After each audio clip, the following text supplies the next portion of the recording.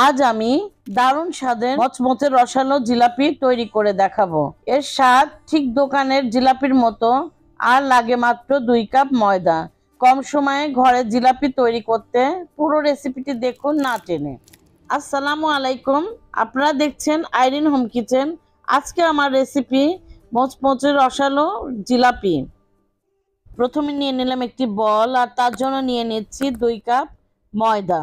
এখানে আমি আজকে ময়দা দিয়ে করে দেখাবো, অন্য একদিন আপনাদের আটা দিয়ে করে দেখাবো, কারণ আটা ময়দা দুটা দিয়েই হয়। আর নিয়ে নিচ্ছে এখানে দেখুন কতখানি পানি, আমি দেখিয়ে দিচ্ছি।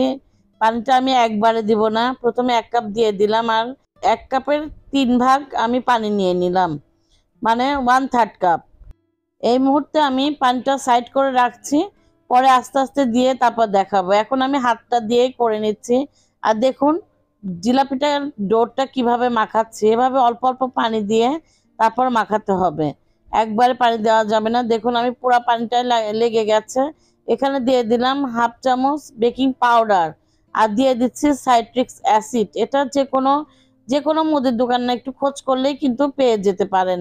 এটা দোকানের যারা বিক্রি করে তারা কিন্তু এই সাইট্রিক অ্যাসিডটাই ইউজ করে, এই কারণে কিন্তু এটা খুব সুন্দর হয়। আর এই ডোরটা আপনারা 8 থেকে 10 মিনিট কিন্তু এভাবেই ফিটিয়ে নিতে হবে। খুব সুন্দর করে ফিটাইলে কিন্তু আপনার জিলাপিটাও খুব সুন্দর রেজাল্ট হবে। আর দেখুন এই সাইট্রিক অ্যাসিড দেওয়ার কারণে কিন্তু দেখুন এই ডোরটা অনেকটা একদম অন্যরকম, দেখেই বুঝতে পাচ্ছেন কতটা স্মুথ এবং চিকচিকে ভাব হয়েছে।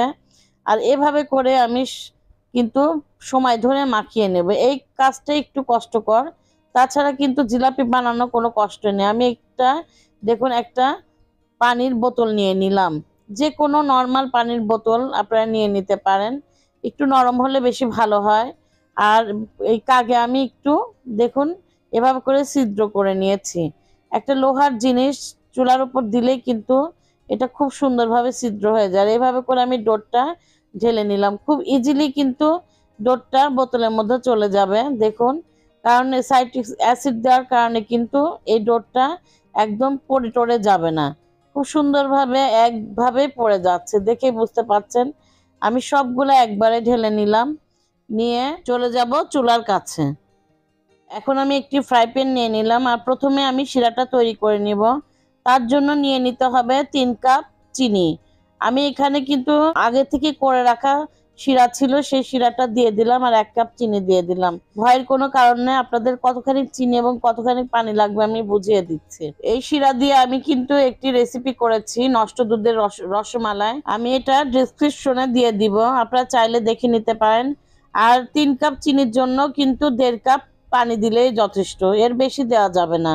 আমি এখানে 3 কাপ চিনিরই শিরা করে নিচ্ছি, কারণ আমার আগে থেকে করা ছিল, এই কারণে। আর দিয়ে দিলাম 4টা ছোট এলাচ।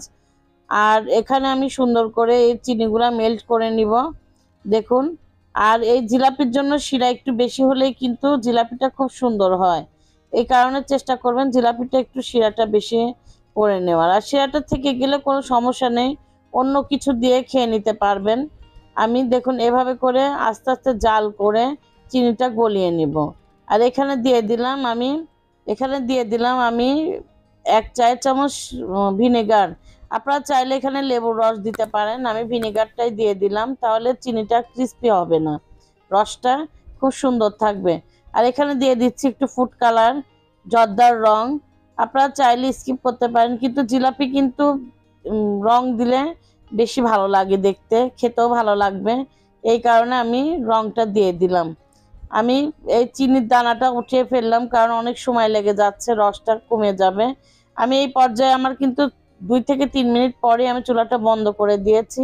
আর এই পর্যায়ে চুলা বন্ধ করার পর আমি 1 চায়ের চামচ ঘি দিয়ে দিলাম, তাহলে কিন্তু ফ্লেভারটা খুব সুন্দর আসবে। এটা স্কিপ করতে পারেন, কিন্তু আমি দিয়ে দিলাম। আর দেখুন আমার চুলাটায় আমি সরাসরি চলে এসেছি, এখানে জিলাপিটা খুব গরম আঁচে তেলের মধ্যে দিয়ে দিচ্ছি। ঠান্ডা তেলে দেওয়া যাবে না, তাহলে কিন্তু ফ্ল্যাট হয়ে যাবে। আপনারা চেষ্টা করবেন ধোয়া ওঠা তেলের মধ্যে ছাড়তে, তাহলে কিন্তু জিলাপিগুলো খুব সুন্দর রেজাল্ট হবে। আর যদি হালকা জালে জিলাপি ছেড়ে দেন, তাহলে কিন্তু ফুলবেও না এবং ফ্ল্যাট হয়ে যাবে।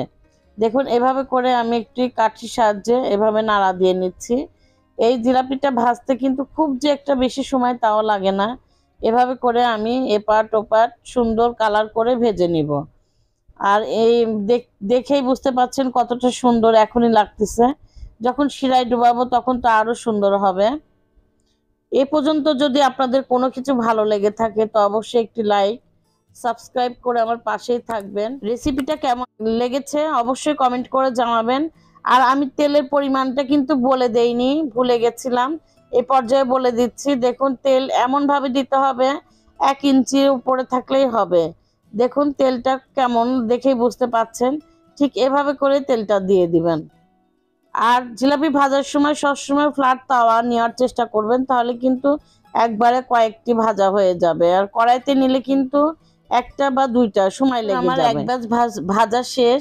আমি এখন এই গরম জিলাপি কিন্তু শিরার মধ্যে চুবিয়ে দিব। আর এভাবে করে চুবিয়ে কিছুক্ষণ মানে এক ব্যাচ ভাজার অবধি এই শিরার মধ্যে চুবিয়ে রাখবো। আর কিছুক্ষণ পর একটু উল্টিয়ে পাল্টিয়ে দিলেই কিন্তু একদম সুন্দরভাবে শিরাটা সফট করে নিবে। দেখুন এভাবে করে আমি রাখলাম। এখন আমি আবার আরেক ব্যাচ দিয়ে দিব। তারপরে এটা ভাজা হলে ওটা ওই জিলাপি উঠানোর পর এই জিলাপিগুলো আবার ছেড়ে দিবেন। এভাবে করে সবগুলা জিলাপি করে নেব। এভাবে করেই কিন্তু একটা দোকানে জিলাপি প্রসেস করা হয়। আর সেম প্রসেসে যদি আপনারা ঘরের মধ্যে তৈরি করে ফেলেন তো আপনাদেরও পারফেক্ট জিলাপি তৈরি হয়ে যাবে। বাকিগুলা ভেজে আমি পরিবেশন করে দেখাচ্ছি। দেখুন কত সহজেই তৈরি হয়ে গেল আমাদের এই জিলাপি। তো ভালো লাগলে অবশ্যই কমেন্ট করবেন, সাবস্ক্রাইব করে আমার পাশে থাকবেন। আজকে আমার এই জিলাপি মাত্র 2 কাপ ময়দা দিয়ে কিন্তু 1 কেজি, প্রায় 1 কেজির মতোই হয়েছে। বাসায় অবশ্যই এইভাবে একবার ট্রাই করবেন। আজকে এই পর্যন্তই, আবারও নতুন ভিডিও নিয়ে দেখা হবে। আল্লাহ হাফেজ।